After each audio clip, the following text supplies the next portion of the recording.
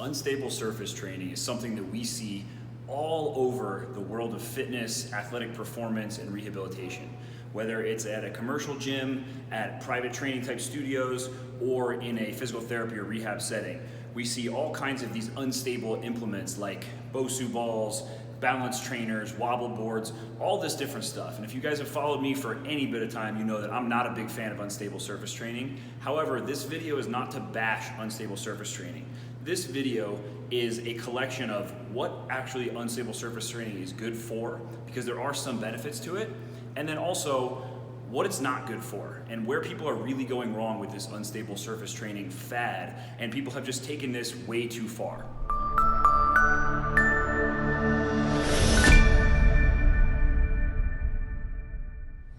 One of the big problems with the talk about unstable surface training is you have people on both ends of the spectrum who are just yelling and screaming at each other, and you have all these people who are in the middle who are just confused, they don't know who to trust.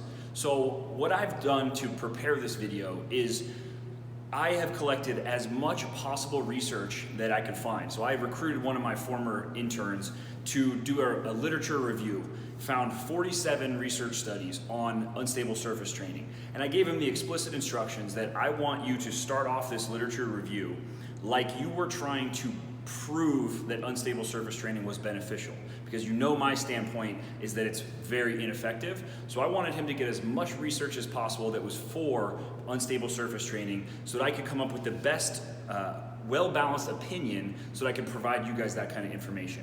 In those research studies, there was also 3 major meta-analysis literature reviews done by other people where they reviewed all the literature on unstable surface training. So there's probably over 100 referenced articles on unstable surface training from scientific literature. And then I'm gonna relate a lot of that back to some core principles from strength and conditioning that we know to be true in the world of performance, strength and conditioning, or fitness.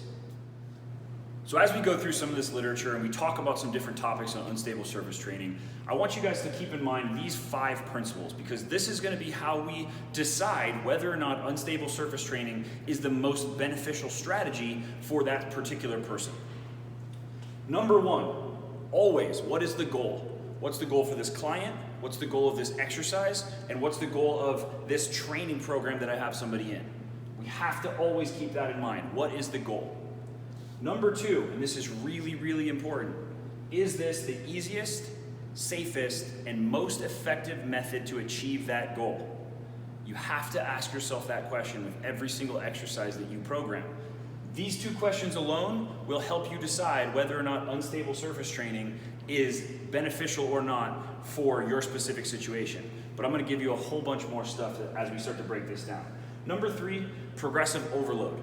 Okay, this is a principle of strength and conditioning. This is how we get better. We have to repeatedly expose ourselves to a stimulus in order for the body to adapt, to grow, to get stronger, to get whatever adaptation it is that we're going for.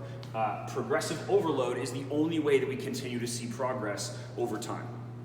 And this can be done in a whole bunch of different ways, by adding volume, by adding speed, by adding load, a whole bunch of different ways that we can progressively overload movements or whatever we're training. Number 4, the SAID principle, specific adaptations to impose demands. What that means is the body is going to adapt in a very specific manner based on the demand we place on it. So if I am placing a speed demand on the body, then the body is going to adapt specific to that demand, that speed stressor. So it's going to respond by getting faster. It's not going to respond by getting stronger if the adaptation was speed or the demand was speed. So we have to keep that in mind. The demand we place on the body is going to dictate the adaptation we get. And then last but not least, transferability. So this is what's referred to in performance training as dynamic correspondence. Are the exercises or the programs or whatever we are putting into our training, are these actually improving the quality in life, in sport, whatever it is we're trying to improve outside the gym? Are these things actually transferring over? And that's another really, really important question, because it doesn't really matter, unless we have specific weight room goals, it doesn't really matter what we're doing in the gym unless it can transfer over and actually improve the tasks or the sport or whatever it is that I'm trying to improve. So those are 5 very, very important principles that I want you guys to keep in mind as we start to break down unstable surface training and what it's used for and what it's not used for. So there are a lot of different settings where we see unstable surface training being implemented. I'm going to speak to you for healthy adults. I'm also going to speak to you a little bit for athletes because that's the population that I work with. Now there's another setting, which is the rehab setting. There's a lot of research that shows some positive benefits to unstable surface training in a rehab setting, particularly for rehabilitating ankle and knee injuries immediately post-surgery or immediately pretty close to after injury, for improving proprioception and a bunch of other things, specifically in the lower limbs. So I'm not going to speak too much to that, but I will say that in my conversations with some more progressive, forward-thinking rehab professionals, physical therapists, guys like Dr. John Russin, Dr. Quinn Hennock, and Jeff Cavalier. These are people who I've spoken to who have a physical therapy and rehab background. So I didn't go to PT school, so I'm not going to speak too much of that. But from the information I've collected from these guys, what they said is this stuff is taught so much in school that we see that there's a benefit to some of these things. And the question that I want to pose to a lot of you physical therapists out there is not, does this thing actually work, but compared to what? Is it the most effective strategy? Yes, it might work to do this, but is it the most effective strategy? Or is it the strategy that we learned in physical therapy school, and because we don't have a strength and conditioning background, we didn't really learn how to apply strength and conditioning principles to these things, and therefore it's maybe not the most effective strategy, it's just the only strategy that we know, or it's the strategy that everybody else is doing around the rehab clinic. So that's all I'm going to say on the physical therapy rehab setting. Ask yourself that question and go back and check off some of these principles, especially number 2. Is it the safest, easiest, and most effective method to achieve that goal? I would say that in probably 75% of the cases that I've seen people using unstable surface training in a rehab setting, it's probably not the safest, easiest, or most effective method to achieve the goal. It's just the only one they know. If most of what you're doing in your rehab is standing on unstable surfaces, you need to find a better rehab professional, especially if you're a performance athlete. But let's go into why people say that unstable surface training is so beneficial. And these are the 3 key points that people give when they talk about using unstable surface training. Number 1, increased core activation. Absolutely true. Validated in scientific literature many, many times. Doing exercises on an unstable surface does increase the activation of core musculature. So, what does that mean, and does it actually matter? If I'm trying to train my core directly, if the goal is core training, especially if it's training core stability and endurance, so things where we're not really trying to train strength or power of the core, but endurance of the postural muscles, then using an unstable surface can actually be beneficial. So for example, doing a plank on the ground doesn't produce nearly as much muscle activation in the core and the abdominals, the obliques, as doing a plank on a stability ball. So it's a great way to incorporate some different dynamic type of stabilization into these movements, if the goal is core training, okay? But the problem with that, number 1, most of that, just because a muscle is activated doesn't necessarily mean that it's the most beneficial, because a lot of those core activation, or a lot of those studies are showing that even though these muscles are being activated, they're only activated at 50% of their maximal voluntary contraction capability. So that means if I'm trying to increase strength or power, again, specifically if we're talking about athletes, then I'm only getting 50% of my maximum contractibility, the maximum force that I can produce with those muscles. So yes, more muscles are being activated, but overall, they're doing less overall work because they're not being stimulated as much as if I did something with a heavier load or on a more stable surface, or some of the other things that I'll give you later on. Okay, so that's one. But the big thing here is, yes, it can be great for a core exercise. The problem is people try to use this increase core activation as the rationale behind using unstable surfaces for all other exercises. So doing a squat on a BOSU ball, or doing a bench press, a dumbbell bench press on a stability ball. The problem with that is, what's the goal of a squat? What's the goal of a bench press? Is it core activation? Is that really what we're going for if we're training a squat? Because if you are, there's an easier, safer, and more effective way to achieve that goal of increasing core activation. And I just mentioned it before in those specific core exercises. But is the goal increasing lower body strength, or increasing lower body power, or just stressing the lower body in general? Or if we're talking about the dumbbell bench press, is the goal to improve pushing strength, power, speed, whatever the adaptation is, or is the goal core musculature? So when you look at some of the research, let's use that dumbbell bench press for example. Even though the core muscles, and not actually the abdominals, but the lower back was activated more on a stability ball as compared to on a stable bench, which makes sense because if my shoulders are on a stability ball, then I have to use my glutes and low back to keep my hips up instead of them resting on a bench.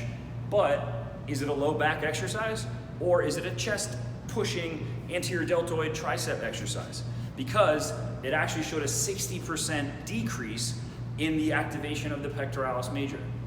So we're losing activation of the primary mover of the exercise to increase activation of the lower back. Now you tell me, is that the safest, easiest, and most effective method to achieve the goal of a pressing exercise? I would say absolutely not. I would say that you're sacrificing the most important goal for increased core activation of the lower back. Again, we can go back to the squat, same thing. Force production is decreased by 40 to 50% when we're on these unstable surfaces.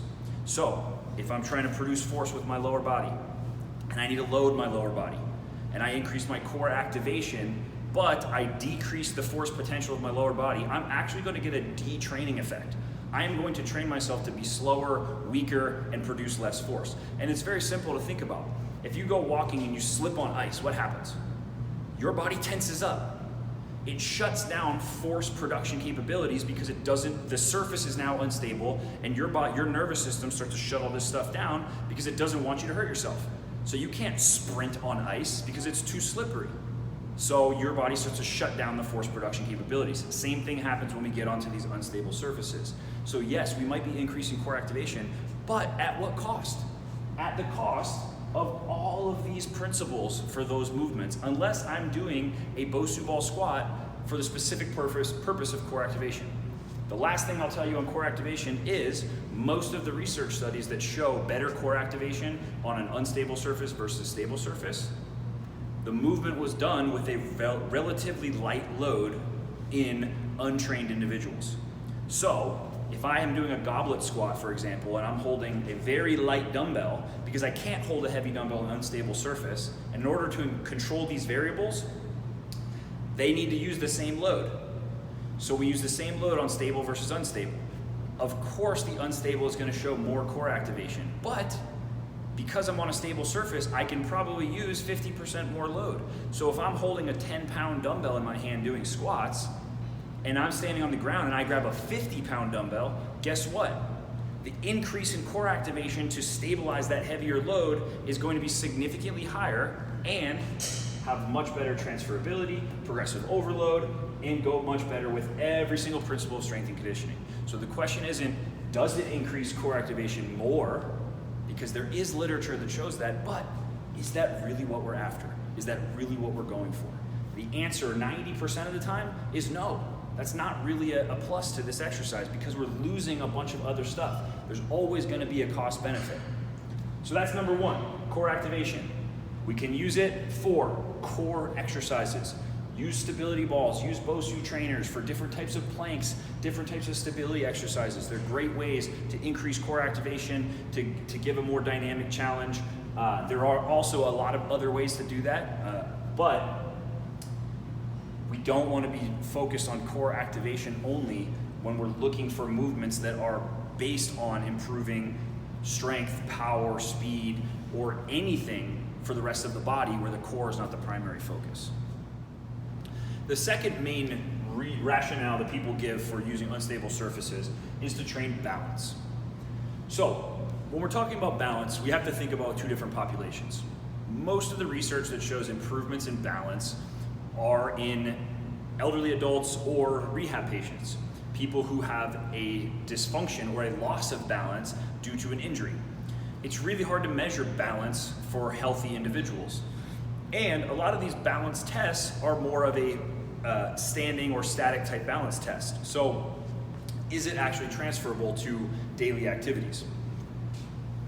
This is really where we have to go back and check off some of our other things here. So if I'm standing on an unstable surface, and I'm saying that that's going to increase my balance because I'm taking away one of my elements of proprioception, which is my feeling into the ground. I've taken away that element, so now I only have a few other elements of proprioception to help me figure out how to stabilize my body. Okay, and that's a very common thing. We can take away different elements of proprioception in order to increase the demand on the body. Now this can be beneficial for balance, and I would say that using a slightly unstable surface could be a great way to improve balance in healthy or in unhealthy or people coming off rehab injury or something like that. But when I say slightly unstable, I'm talking about doing certain exercises, maybe standing on a yoga mat or something with a very, very small level of instability. So it creates very minor compensations to the neural patterns of stability that we have to create. And I'll get more into that in a second. But let's go back and talk about balance. Okay, what is the goal? Improving balance. Is this the safest, easiest, and most effective method to achieve it? Easiest and safest? Probably not. Have you ever watched an old person who doesn't have good balance try to climb onto the backside of a Bosu ball? I've watched a lot of PTs carry somebody by hand as they try to stabilize and get onto a Bosu ball. There are easier and safer ways to improve balance for that person who can barely balance standing on her 2 feet on the ground. Okay, and is it the most effective? Again, I would say probably not, because we're going to get back to progressive overload. How can we continually overload this movement? The SAID principle, and most importantly here, transferability. So when we talk about transferability, think about the goal, right? Think about what this has to transfer to. We're saying we're going to improve people's balance. We're talking about, let's say, an elderly population who maybe has lost some balance and proprioception due to their old age. Or let's just say a general person. Where are they going to need to be balanced throughout their life? Standing on something unstable, or walking probably on a stable surface, but moving through different dynamic positions, or maybe having things that challenge their body, their position, their proprioception, their vision. Maybe they have things that challenge all those things that then create this challenge to their balance. Most likely, 99.9% of the time, they're going to be on a stable surface. So if we talk about the SAID principle and transferability, why are we training them on an unstable surface when we want it to transfer to balance on a stable surface? Again, are there better ways, more effective ways to train balance? And I'll say absolutely there are. Let's take that same person, and the reason that this stuff's not happening a lot in physical therapy clinics, again, is because these are strength and conditioning principles. I'm going to link a couple of articles here where you guys can find some great exercises for using instability type training in your training to improve balance and proprioception, but not standing on unstable surfaces. So we can do things like bringing an unstable load. So again, let's think about this lady who needs to walk. Maybe she needs to carry her groceries. So she doesn't have very good balance. Now she has uneven loads in each hand as she walks, and these loads are changing and moving as these bags swing. Well, what's going to be more specific and transferable to that? Standing on a Bosu ball like this, or maybe carrying 2 different loads in her hand as she does farmer carries, or carrying a load in one hand so she has to stabilize. People use this term dynamic stability all the time when they talk about unstable surface training, because it's not static. The thing is moving, so it creates this dynamic, meaning there's movement.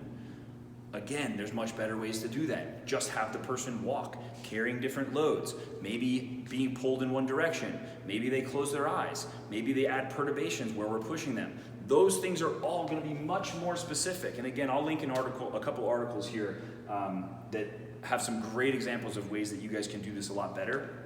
But just think about the transferability. Is it actually going to transfer over to what they need to do? If we're talking about sport, It's pretty simple. Sports are not played on unstable surface. Surfing is not played on unstable surface. If you've ever been on a surfboard, as it's moving, the friction of the ocean, this is not an unstable surface. So there's no transferability of standing on a Bosu ball to actually going on a surfboard.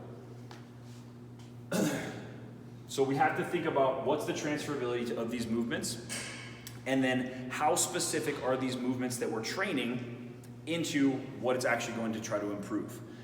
One more really important thing, when we get onto these Bosu balls or we get on these unstable surfaces, this creates more muscle activation, that's true, in certain areas, but the problem is it changes the neural recruitment patterns.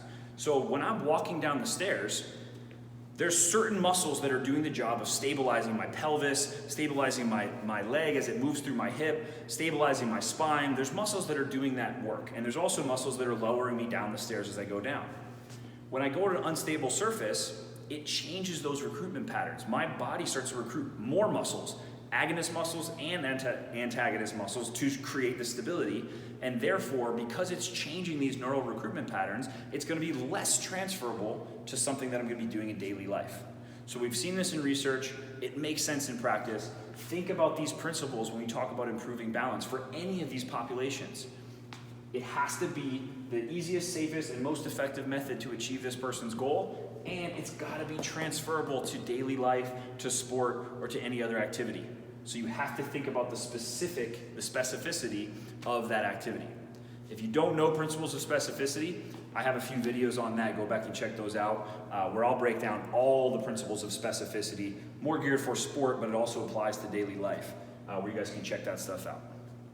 And last but not least, one of the biggest terms that you'll hear thrown around all the time when it comes to people defending unstable surface training is that it's more functional.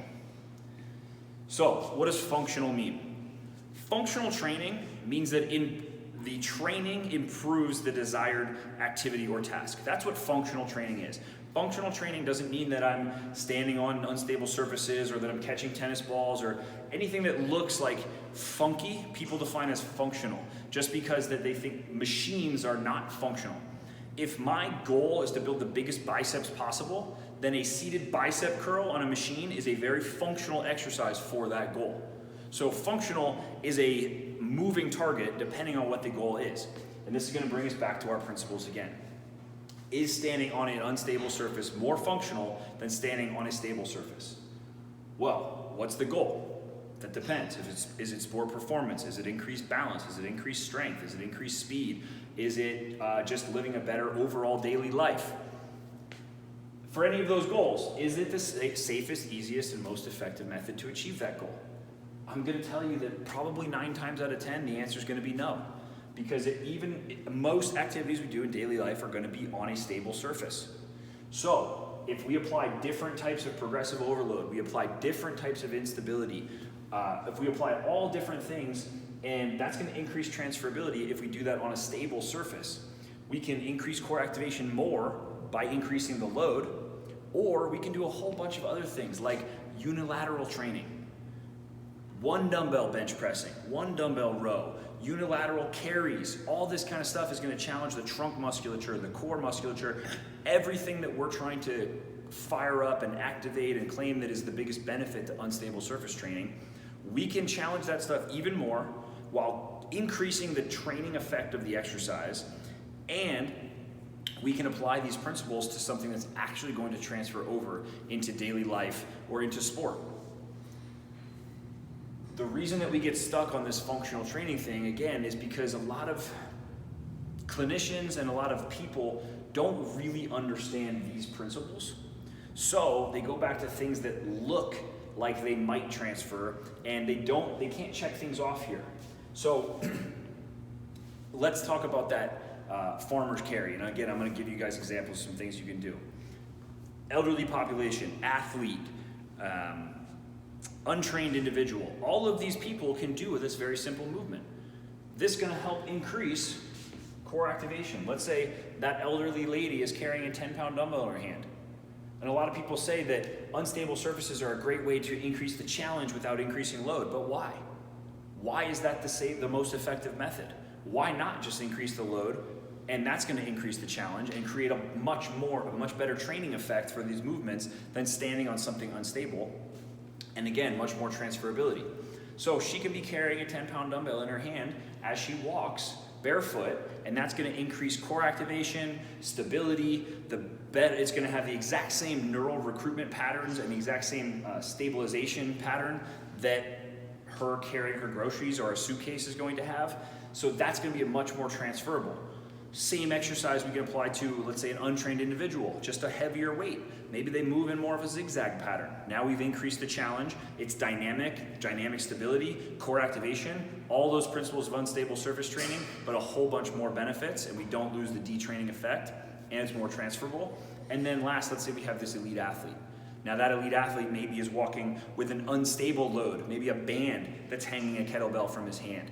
So now the load is unstable. So he has to stabilize that load, but he's still on a stable surface. And maybe he's closing his eyes as he walks. So we've taken away an element of proprioception, but he's still on a stable surface. So force potential, motor unit recruitment, neural recruitment patterns, all of this stuff is going to be at a much higher level and much more specific to what he's going to need to do in sport or in daily life. So those are the reasons that people give for why they use unstable surface training. And then these are the principles that we need to think about all the time as we're applying any type of exercise. But when it comes to unstable surface training, this is how you can see that 9 times out of 10, using an unstable surface for your training is going to be an inferior strategy to using a stable surface and maybe adding a different element of instability or just progressively overloading that movement. So keep that stuff in mind as you're applying this stuff to your daily life. Maybe you're just going to the gym, get off of the unstable surface, move a heavier weight, do something unilateral. Go through some of those exercises that I linked in the articles on this thing to create different elements of instability. It's going to be much more functional, and it's going to transfer much better into whatever you're trying to improve. I hope that this helps you out. Share this with some of your friends if they're using these unstable surfaces and their training is becoming a lot more ineffective just because they're chasing core activation, balance, or more functional training.